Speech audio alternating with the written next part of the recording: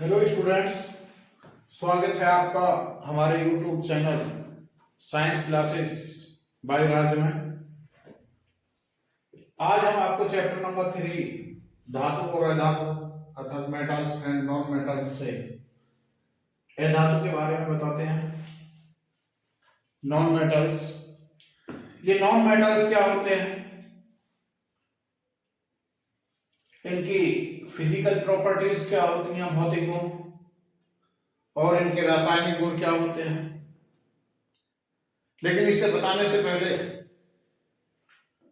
मैं आपसे फिर एक बार कहूंगा, क्योंकि हम अभी स्पेशली बोर्ड के लिए तैयारी करा रहे हैं, इसलिए आप हमारी रोजाना वीडियोस देखने के लिए यदि आपको 90 या 95 से एबव अंक लाने हैं तो आप हमारी चैनल से जुड़े रहिए, सब्सक्राइब कीजिए, बेल आइकन दबाइए, इससे सारे वीडियोस आप तक पहुंच सकें।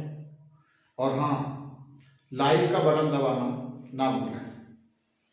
तो चलिए लेते हैं अधातु नॉन मेटल्स। वे धातु जो ऊष्मा तथा विद्युत का चालन नहीं करते। हमने कल जो बताया था आपको धातुओं के बारे में, वो चालन करते हैं लेकिन ये चालन नहीं करते, तथा जो इलेक्ट्रॉन ग्रहण करके ऋणायन बनाते हैं अधातु कहलाते हैं। जैसे कार्बन है, नाइट्रोजन है, सल्फर है और बहुत सारे धातु हैं। ये जो हमारे अभी तक तत्व हैं उसमें हमें लगभग 22 तत्व ऐसे हैं जो अधातु के रूप में आते हैं, जिसमें सभी हैलोजन्स तत्व हैं। हैलोजन्स तत्व से आप समझते होंगे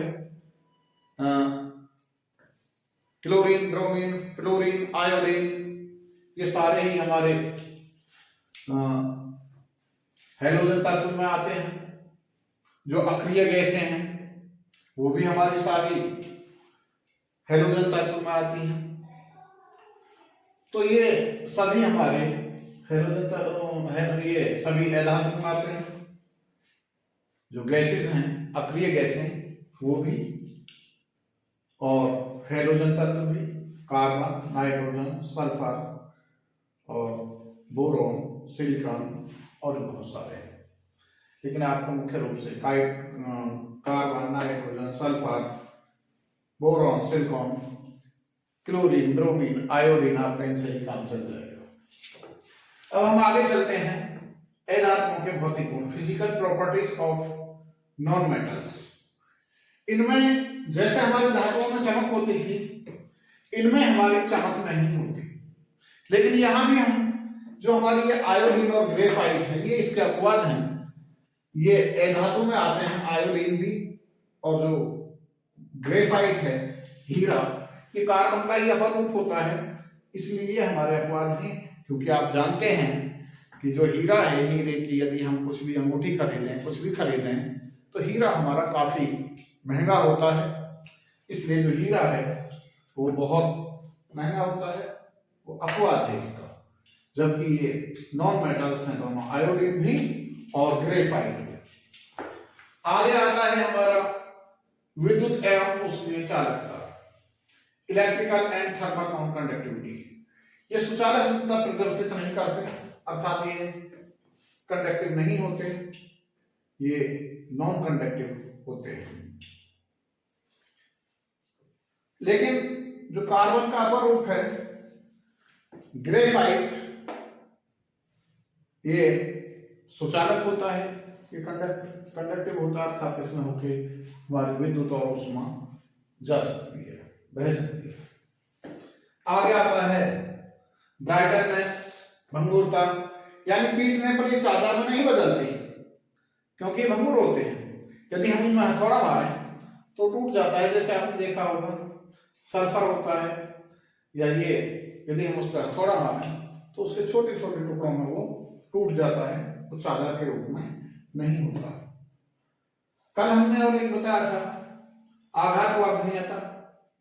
तो आघातवर्धनीय नहीं होते क्योंकि ये टूट जाते हैं। आघातवर्धनीय कहते हैं किसी भी वस्तु को पीट पीट कर पतली चादर के रूप में बनाने को हम आघातवर्धनीयता कहते हैं। तो वो गुण भी इसमें नहीं होता। नॉन डक्टिविटी, अतन्यता, ये तन्य नहीं होते। तन्य यानी इनमें हम यदि हम इन्हें पीट कर या कैसे किसी भी तरह से पतले तार के रूप में इन्हें बनाना चाहें तो ये नहीं बन सकते। अतन्यता का मतलब यानी अतन्य होते हैं, तन्यता का गुण इनमें नहीं होता, अर्थात इनसे पीट कर या किसी भी विधि द्वारा इनसे पतला तार नहीं बनाया जा सकता। अब आते हैं हम हार्डनेस, कठोरता। जो अधिकांश अधातु हैं वो कठोर नहीं होती, वो कठोर नहीं होती।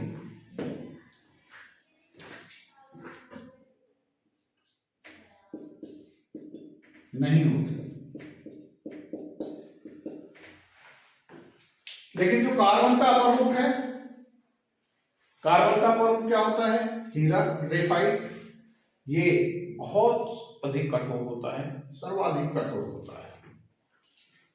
तीसरा, इनके melting point and boiling point, गलनांक और क्वथनांक। इनके गलनांक और क्वथनांक बहुत कम होते हैं। जो धातु होती हैं, जो मेटल्स होते हैं, उनकी अपेक्षा इनके जो बॉइलिंग और मेल्टिंग पॉइंट हैं वो बहुत कम होते हैं। लेकिन ये कार्बन, बोरॉन और सिलिकॉन के ज्यादा होते हैं थोड़े। कुछ धातुओं से भी ज्यादा होते हैं इनके। तो ये इनके अपवाद हैं, तो मैंने यहां से डाला है कि ये अपवाद हैं, लेकिन अधिकतर जो हमारे होते हैं, अधातु होती हैं, उनके बॉइलिंग और मेल्टिंग पॉइंट कम ही होते हैं। इसके बाद हम आगे आते हैं ध्वनि, साउंड। यदि हम इन्हें पीटे हैं, थोड़े से पीटे, किसी भी चीज से पीटे, तो इनमें साउंड नहीं होती, आवाज नहीं करते। तीसरा, विलेयता, सॉल्युबिलिटी। इनमें जो ये जलीय विलयन में अधिकतर जो हमारे नॉन मेटल्स होते हैं वो घुल जाते हैं। इसके बाद आता है हमारा डेनिसिटी। इनकी जो डेनिसिटी है वो बहुत कम होती है। अब हम चलते हैं आगे रासायनिक गुणों पर।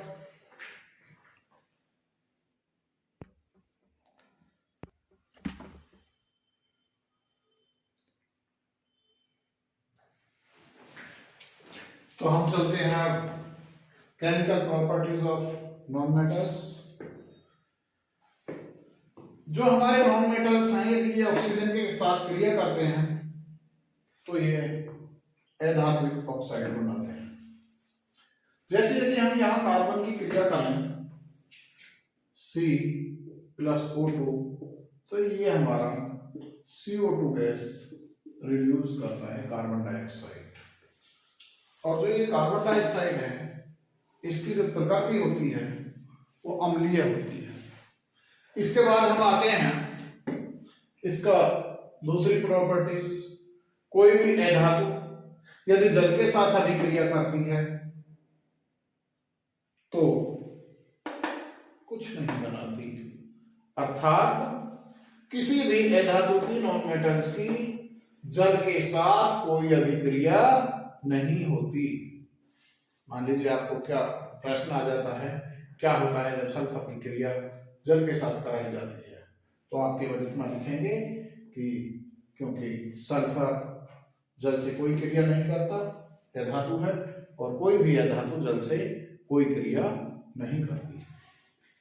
इससे आगे आता है क्लोरीन से अभिक्रिया। यदि हम किसी नॉन मेटल्स की क्लोरीन के साथ अभिक्रिया कराते हैं तो ये बनता है हमारा धात्विक क्लोराइड, अधात्विक क्लोराइड। यानी यहाँ फास्फोरस ले रहे हैं P4 और यहाँ Cl की क्रिया करा रहे हैं क्लोरीन की, तो फास्फोरस 3 है Cl के, तो फास्फोरस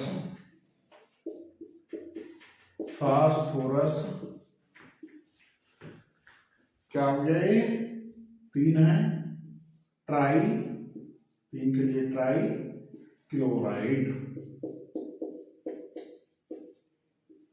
ये क्या है? फास्फोरस।